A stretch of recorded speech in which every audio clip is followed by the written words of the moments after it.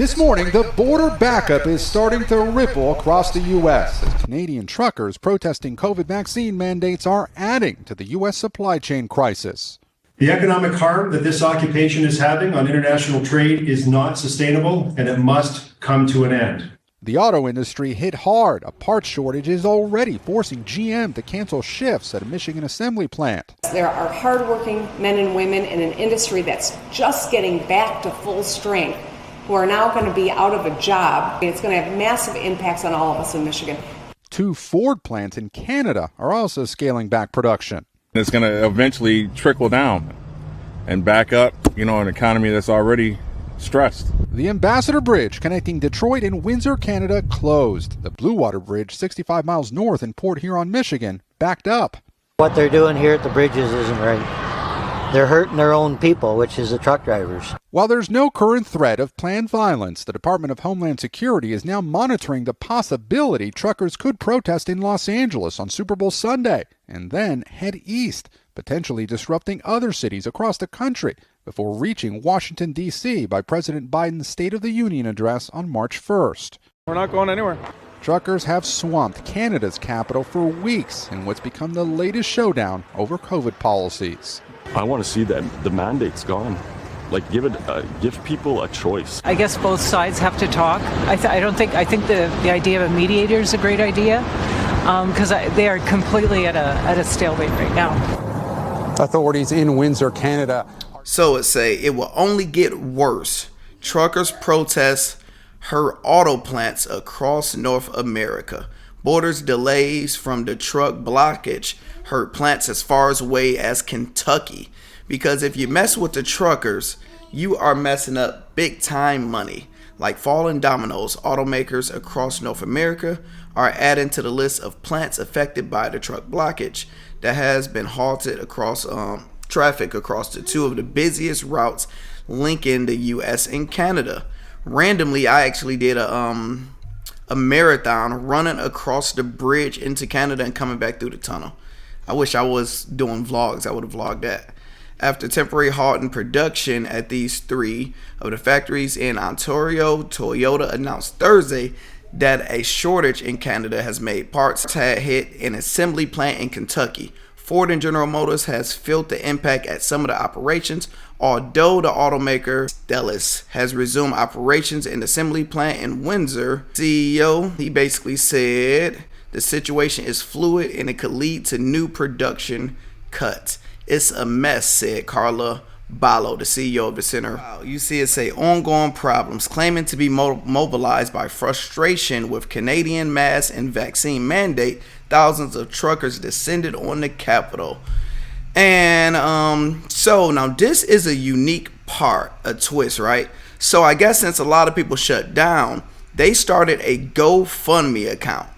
And the GoFundMe account ended up getting shut down because the government linked up with GoFundMe, shut it down, right? Now look at this. It say Anti-Vax truckers has raised $700K in Bitcoin and now have Elon Musk support. After Canadians authorities worked with a GoFundMe to block $10 million in donations, and anti-vax truckers have turned to Bitcoin. This is an amazing reason why Bitcoin is the future. This is why we love cryptocurrency. This situation right here. Whatever their beliefs, they're not trying to harm nobody just because they don't want to take a damn shot. They all right, we're going to block and force y'all from getting this money, right? So they went to cryptocurrency. The Freedom Convey of Canadian truckers in Ottawa has raised nearly 16 Bitcoin, roughly 700,000 from 4,800 donors after their GoFundMe donations were blocked. The group even has garnered support from Elon Musk via Twitter, who believes crypto cannot be stopped. And late January, as tweeted, Canadian truckers rule. The Trucker Convey in Ottawa, making international headlines, was formed in opposition nationwide vaccination mandates on truckers re-entering Canada and the United States. I want to get to the main point. Okay.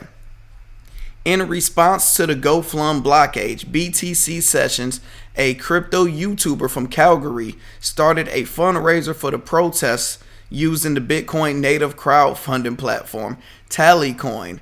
Because Bitcoin is peer-to-peer payment network, it makes it harder for the government to prevent users from sending money to certain causes. Thank you, trucker, said one anonymous donor of $87 in Bitcoin. You made me proud to be a Canadian again. The donor list include Kraken Exchange CEO Jesse Powell, who sent a whole Bitcoin to the cause. Fix the money, fix the world, he said. Mandates are immortal. End the madness. Honk, honk. I actually love it, yo. This is huge. This is completely huge. What's y'all thoughts of what's going on about that? Because y'all tried to block them from doing a GoFundMe. Now they actually have a plan B with crypto.